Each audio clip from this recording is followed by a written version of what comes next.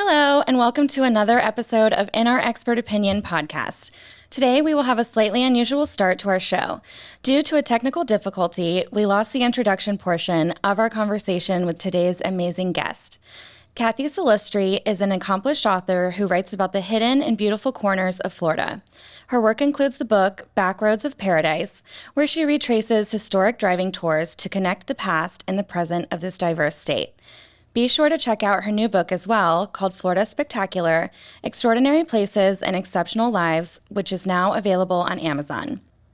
In the missing segment of today's episode, we touched on how Cathy's extensive travels across Florida's backroads have shaped her understanding and appreciation of the state's cultural and natural heritage. We apologize for the hiccup, but please stick around to hear more about Cathy and her travels. We hope you enjoy.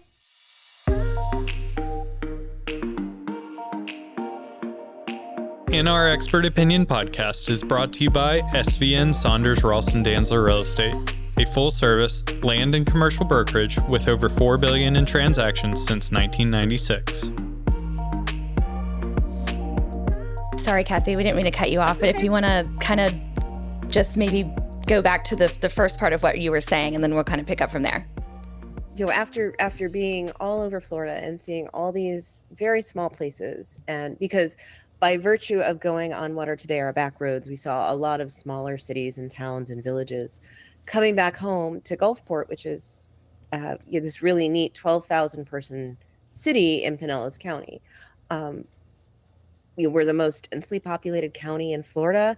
So to have a city of 12,000, it feels really small, even though by most standards, it's not a small town. So coming back home to that, really, it was a pleasant surprise to feel like, yeah, this is my place. This is where I belong. Which is not to say I don't love visiting all the other places. One of the things that really surprised me, I think, you mentioned that we all see Florida a certain way, right? We define Florida in a different way. And I grew up by the beach, and I really haven't, before this, had only spent time away. I went to UCF, spent time away from the beach for a very limited amount of time, and I kind of didn't have as much use for inland. But being up in the Panhandle and around some of the central parts of the state, going through the Ocala forest, it really surprised me how much value I found in those places, like how much I could appreciate why people would want to live there.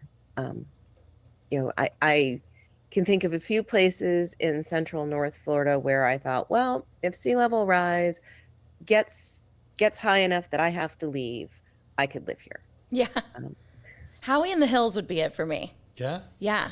I really love that, because I'll take, back roads. Mm-hmm. I don't know the numbers or the names, but I'll take them to my mom's house. And I'm always like, this is so nice. It's got such nice elevation, Have you been to the mansion there? No, I didn't even know about it. No?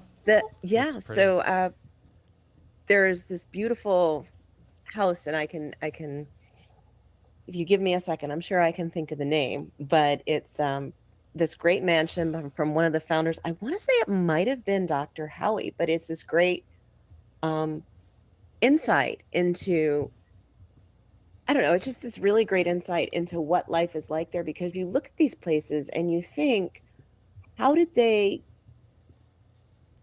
do it? Because a lot of the older places in Florida were done before we had any real mosquito control or air conditioning. And I think that that's just incredible that we have places like the Howie Mansion, which it's is pink, what it's correct? called. So it's grand. It's this beautiful grand mansion. It's open for tours. They show you how the Howie family lived. They show you the bedrooms, and all you keep thinking is, how did they do this in the middle? There's no ocean breeze. There's no Gulf breeze. I know. So it's incredible. Well, it's incredible that I didn't grow up during that time, because I would not have survived. I can barely manage now. And I have AC, from at all times. And bug spray. Bug spray. And I have, it is incredible that they did that they would have the willpower and tenacity, because I definitely do not. I can't imagine you having to live with your windows open No, throughout the night while you sleep. remember, we built houses in a different way then. We selected real estate, we built houses very differently. If you had tried to slap down a mid-century ranch, you would have been laughed at. We have some grand old homes, and a lot of the things that you'll notice with them is homes built before air conditioning have a lot of shade trees. They are usually built before subdivisions, of course, so they're positioned to get the best breezes, especially along the coast. They have these roofs with these wonderful overhangs, and they used to have jalousie windows, the crank windows that opened at a slant, because if you had a beautiful summer storm, which I cannot wait for our summer storms to start, what you want to do is you want to be able to open your windows without getting rain all over your furniture or your floor. So you've got these great overhangs, and you've got the windows open, and you get the breeze through even in the rain. So it was still not ideal. I mean, obviously our creature comforts are important to us, but it wasn't, you weren't living in a big superheated box, right? Because we built houses differently. We built them more aligned with the environment than a lot of what we saw in the 70s and 80s. And a lot of them were called shotgun style, correct? Have you heard So I've term? heard the term, the shotgun style, yes and no. The idea of the shotgun style is that you could fire a gun and it would go in through the back door, or in through the front door and out through the back door, as I understand it. So yes, a lot of them were like that. The biggest thing was that there was cross ventilation. So they may have had multiple rooms that didn't make them exactly straight through, but the rooms had breezes. They had more windows. They had windows that opened differently, and that was a big deal. Well, maybe I would have been okay, but not 100%. But now that you're explaining it, I think I could have survived, but not well. But I didn't even know about all of that. No? No. Did you grow up in a house without central heat and air? I'm going to cry. No, I grew up in a house with central heat and air. So when I was a little girl, we did have what we call the shaker units, the wall units, and we had the jalousie windows. And I didn't bother me. Yeah. I mean, you had one air conditioner, and my bedroom was at the back of the house, and I don't remember being miserable. Now, of course, today, whenever we lose power in a storm, I have about 20 minutes before I'm like, oh my God, I'm going to die. So I think a lot of it is what you grow up with. My elementary school didn't have air conditioning. Man, they were packing you kids in there and just like... And we were not allowed to wear shorts. Wow. Okay. Yeah. Yeah, that's the rough. That'll make a man right there. Okay, so how did all of this, you did mention that people used to build homes more in line with the environment. And so what is it that you're seeing now, as you've done all of your travels across Florida, and what are some concerns that you've seen with the way that... How much time do we have? So I want to start out by saying that first and foremost, I respect anybody who moves to Florida who seeks out something different than I do. I don't believe in this fallacy that there's a real Florida. I think it's all real. People who live in the villages, that's their iteration of paradise, and I respect that. It's not for me. That said, one of the biggest concerns that I have as I went through so many places, development without infrastructure in place, and development that insulates people from the natural part of Florida. I'm not suggesting we should all go back to those houses without central heat and air, but I think we're doing some things that are short-sighted as we create more opportunity for people to chase the Florida dream, right? So a good example, I think it was Crestview up in the Panhandle when we drove through. We saw them building a subdivision. And Crestview is just beautiful, nothing there, farms. They're building, I don't know how many home subdivisions. And all I think about when I see these subdivisions go in is they're building these block homes, which are great. Block homes are great because they can withstand more of the brunt of nature. In the Panhandle, we do have a real concern about fire. So we want to definitely have a house that's harder to burn down. But what I think about a lot is, do we have the infrastructure in place to support all these people? Do we have an updated sanitary sewer? Do we have a way to provide them fresh drinking water? And adjacent to that is the way we build. What happens as we see more storms come through, and we're going to see more storms. I realize some people find this to be opinion or political, but the science is there. We're going to see more storms come through. Are we building homes that if somebody's without power for 2 weeks, are they going to be okay? Or yeah. are they going to suffer heat stroke? Like, these are things that I think about, because yes, it would be wonderful if everybody had a whole house generator. The reality is we're building homes inland now, especially in the Panhandle, that need to take into account things they didn't have to take into account 20 years ago. Hurricane Michael in 2018, I believe, went through the Panhandle, made landfall as a Cat 5, was still a Category 4 when it hit the Florida-Georgia line. And the poor people who had lived, poor being not economically, but just these people who had lived inland, they didn't have the right type of insurance for a hurricane. And I went through the area in April 2019, and these people still had tarps on their roofs. They were still living. I mean, you would have thought it was a third world country. So I guess my concern is, if we're going to bring people to Florida, and that is a foregone conclusion, like, we're not going to shut that door. People are going to keep moving here. Let's make sure that we're creating a situation where we help them be prepared for all the parts of paradise, because hurricanes are necessary. They're not something we would want to stop. They're part of a cycle, and we need them. But we need to make sure that we're responsibly putting people in homes here.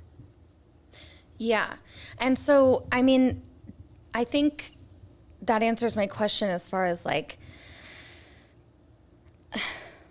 about the people coming in here, but the environmental concerns. You know, of course we're going to have concerns about whether people are, you know, if there's sewer and utilities and everything. But I feel like and listen, I can't knock development. That's what I do here. Mm-hmm. You know, I mean, that's what I'm a part of it. I that would be like shooting myself in the foot. So, but it's like, obviously we all do have environmental concerns. And so I just wonder what some of those are that you've seen. We had on Ryan with the Florida Springs Council. Mm-hmm. And I love Ryan. Yeah, he was great.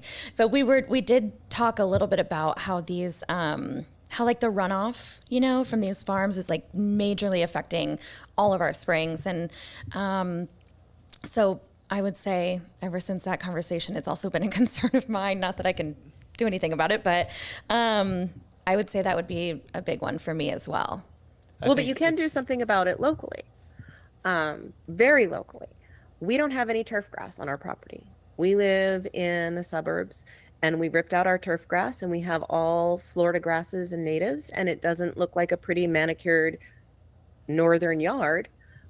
But we don't use any fertilizers, we don't use any herbicides, and we don't use any pesticides. So there's nothing running off. So you can do that.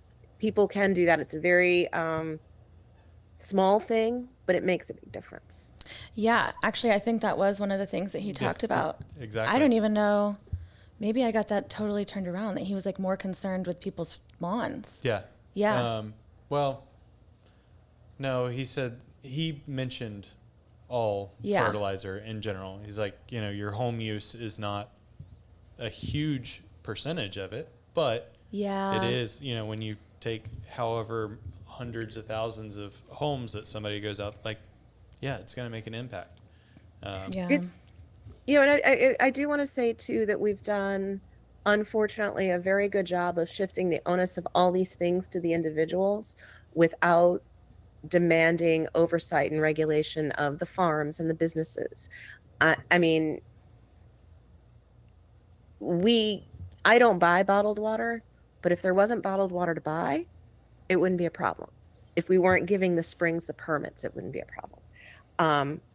if when somebody built a 1,000 home subdivision, they made some better choices about how they were going to vegetate all those homes, that would be easier, because it's much easier to do it at the start of a construction project than it is afterwards. It's expensive. To get rid of your turf grass, you have to kill it. That's not a gentle process on the environment. But I recognize too that it's easier for us to feel like we can change things we can touch than to affect those big changes. And I want to say, I realize what y'all do. My dad worked for a construction company, and he helped put in a lot of the infrastructure for a lot of the communities that are so popular along the Gulf Coast now. And I got a scholarship from the company for college. I'm sure they're just thrilled with what I've done with it. But I don't want to say stop all development. I mean, I do. I want to say don't build anything new. Restore the flow of the Okeechobee River, tear out the levees, rip out all the subdivisions, but I don't want to leave. Yeah. Anybody. I mean, we all have this problem. We want to close the door behind us, but we're part of the problem too. So we have to find these workable solutions that can really keep Florida special. And I think they're out there. Yeah. Now, I read in your book that there is I think it's a guide to the southernmost state, but I feel like I didn't see, when was that published? Okay, it was published in 1939. During the Great Depression, the federal government, as part of the Works Progress Administration, the WPA, they paid out-of-work writers. You had to say you were a pauper, which meant that you had no job and no prospects. And I joke that that's pretty much all writers. Yeah. They paid writers to create these guides to every state. So we had 48 states that got a guide written about them. And we also did one for Alaska. We did one for Puerto Rico. There were regional guides. Key West got a guide. New York City got a guide. So they created these driving tours. The first half of the book was essentially, every book that they published, the first half was all information. Like what is the economy like in this state? What are the natural features? What is the population? It was almost like the old Information Please almanacs, if you remember those, but just about the state.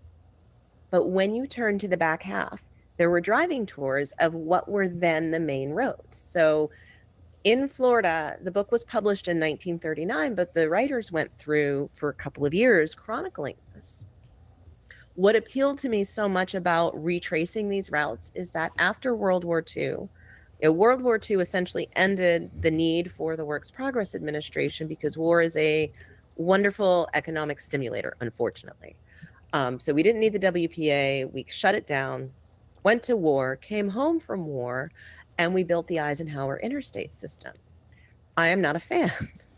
The Eisenhower interstate system essentially made every single one of these main roads a back road.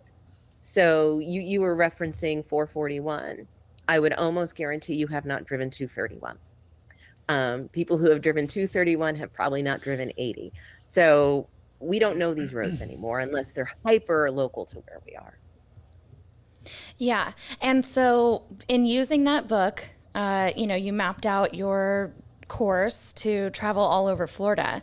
And I saw, that it was kind of difficult because of new roads, of some towns not still being there, of like roads being widened. And so, I mean, you're reading, you have this guidebook to the southernmost state, but I mean, how difficult was that to just historically,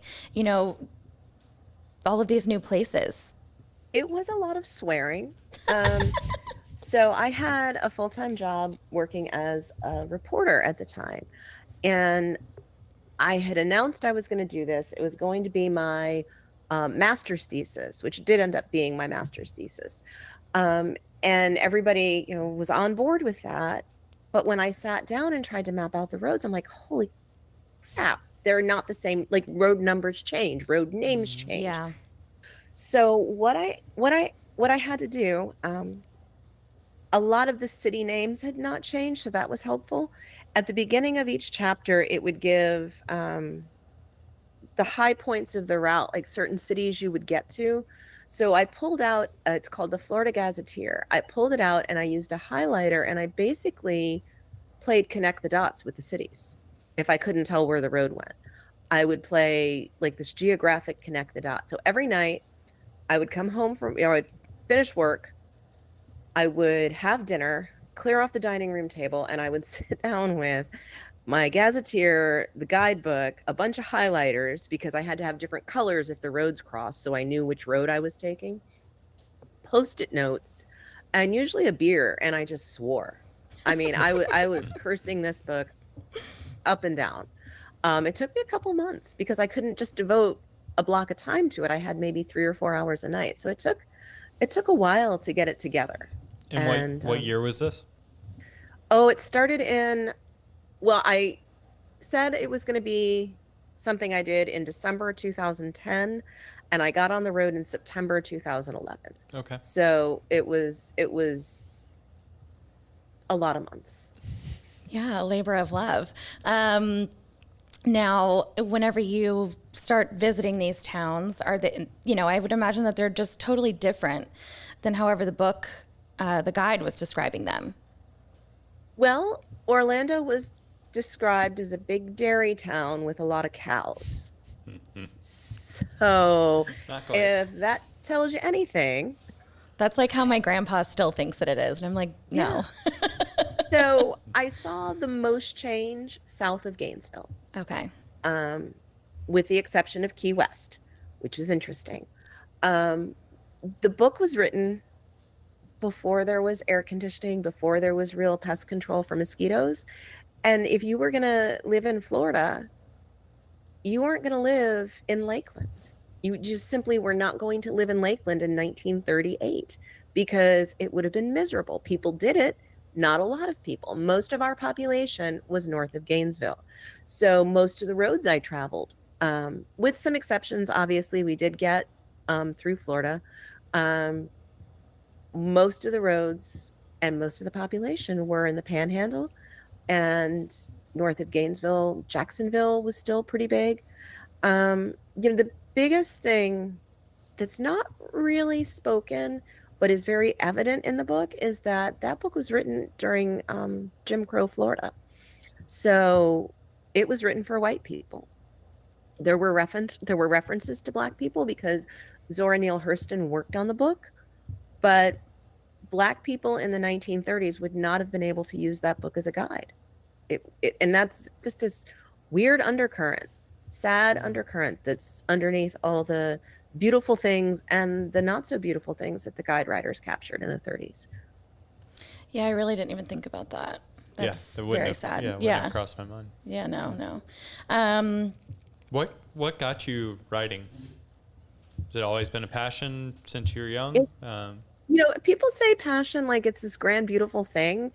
I tell them it's more of a compulsion because I can't not do it. I'm 5th grade, I wanted to be a writer. It took me a while to get there. I kind of blew my 20s doing other things, which I wish I hadn't, but we all have regrets. But even when I wasn't writing professionally, I was writing. I couldn't not write. It's the way I process things, and it's something I enjoy quite a bit. And when I'm writing, I enjoy it. Leading up to writing, I hate it. And I can't stand editing. My least favorite thing is when the editor sends something back and goes, okay, make these edits. But writing is how I survive. I can't not do it.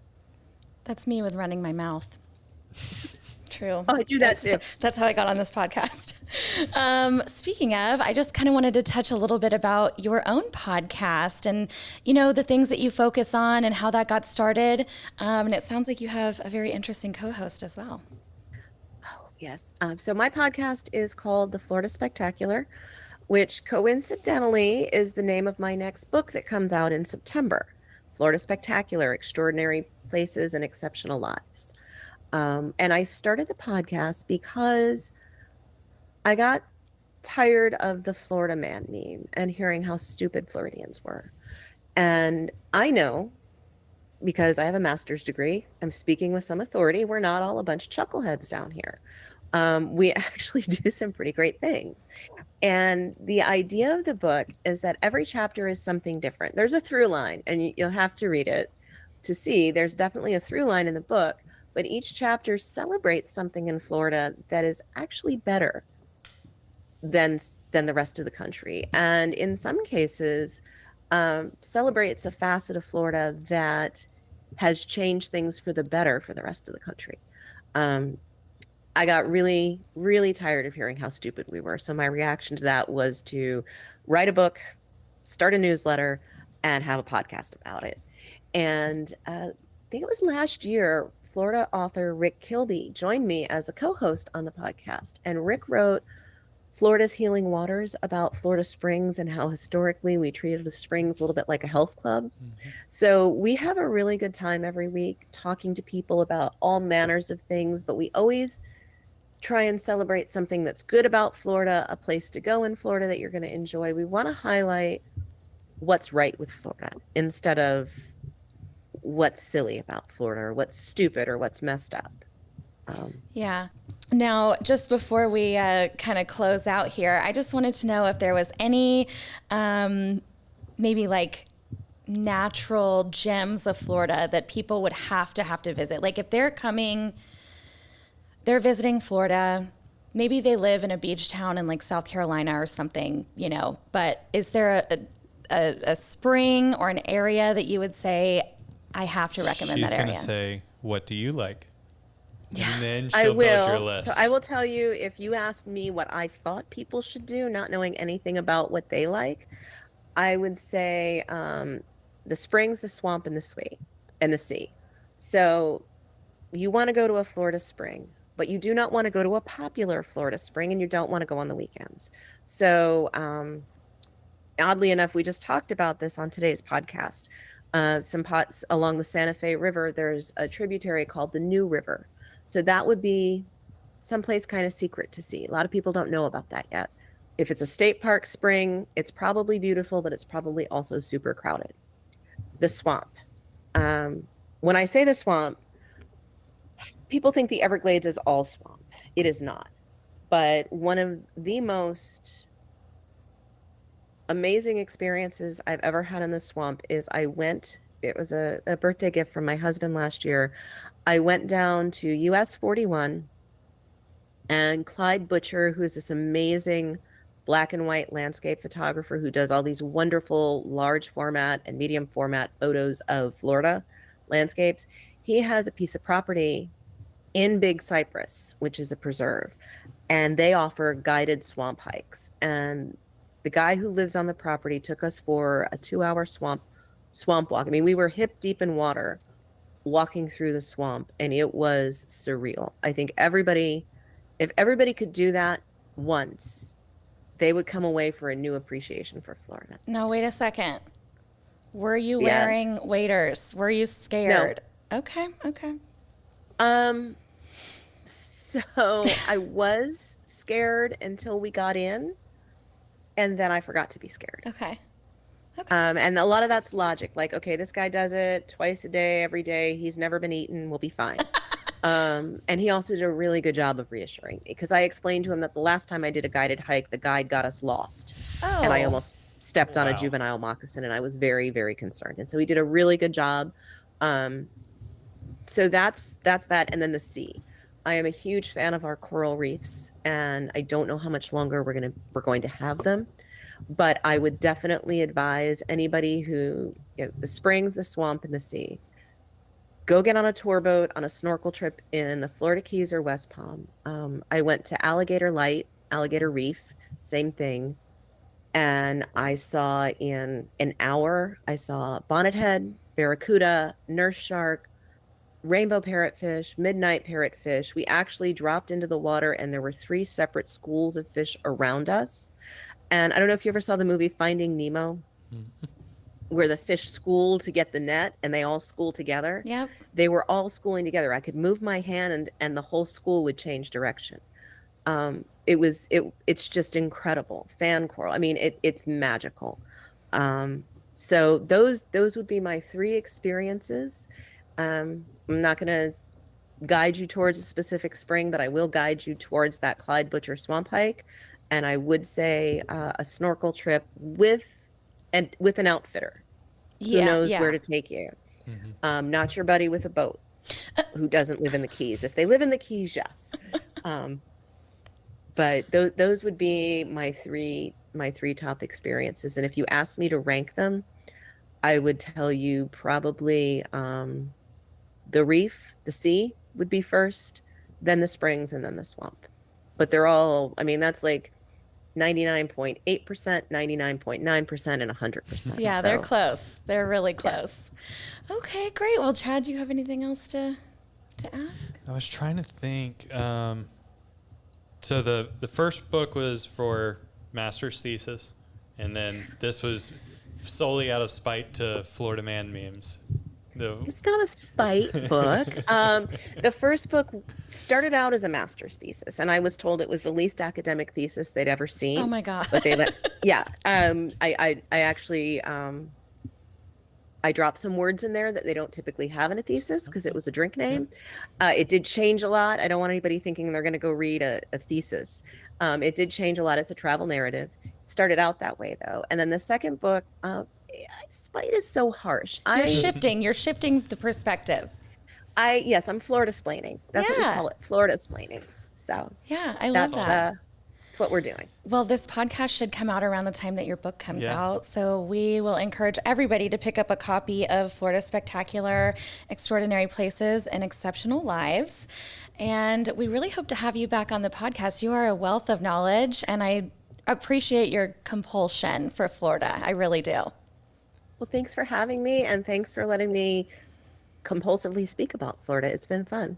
Yeah, if people don't have Backroads of Florida yet, you can go ahead and grab that in the meantime while we wait for the new one to come out. Yeah, we'll be looking forward to it. And obviously check out her podcast as well, the Florida Spectacular. And Cathy, you must be the busiest person on earth because I feel like I read that you run a newspaper or something.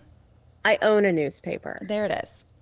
I have a wonderful assistant editor. My husband and I, during the pandemic, bought a hyper-local weekly paper in Gulfport. It's called the Gabber Newspaper. It's been around for more than 50 years, and the owners decided to close it during the pandemic. And I joke and tell people that I have celiac, so I can't have wheat, and while everybody else was making sourdough, I didn't have anything to do. So it was our pandemic project.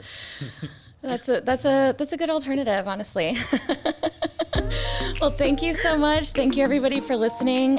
Pick up copies of Cathy's book, listen to her podcast, subscribe to her newspaper, and we hope to get you back on here soon, Cathy. Thanks. I hope to be back. I'll talk to you soon. Thank you so much.